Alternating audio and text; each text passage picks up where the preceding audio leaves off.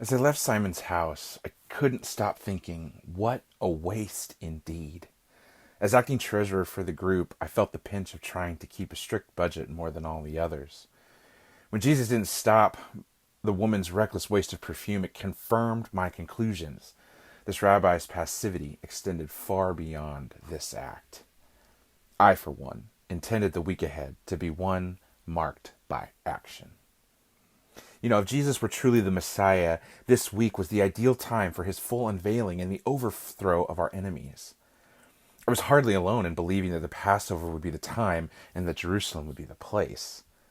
The crowds gathering in the city brimmed with the expectation that this would finally be Jesus' unveiling of his victorious power over our Roman oppressors.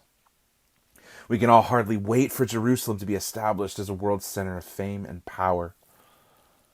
But after Palm Sunday, I began to doubt his timing and his approach. He rode into the city on a donkey, suggesting this was to be the path of peace, not of power.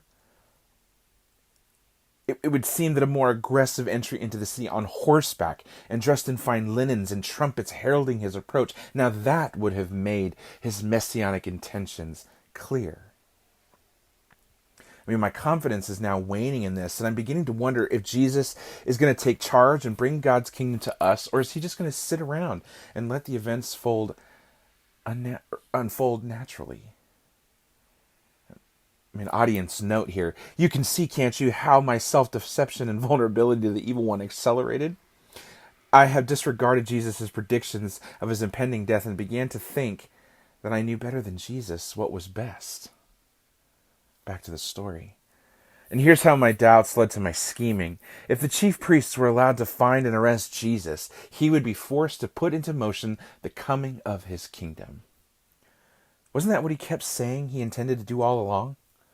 What harm, I thought, would there be in moving up the timetable? Besides, the priest would pay a nice price to know where he was. The greed that had led me to dip occasionally into the money bags gripped me again. But I could do a lot with 30 silver pieces.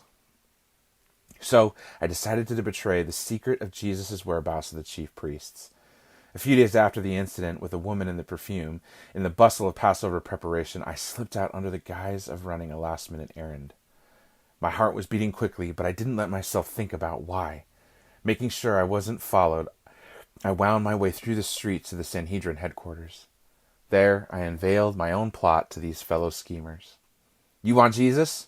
And I have my reasons to give him over to you. Can we come to an agreement and a price? From that moment on, I looked for a moment to catch Jesus unaware and to hand him over to the temple guards. There was something I didn't understand then, and that so many still don't understand. My self-centered betrayal would be woven seamlessly into Jesus' plan. He would be handed over by his Father's purpose through my scheme. Wow, unthinkable, unimaginable. Even my betrayal, born of Satan's seed, was no accident.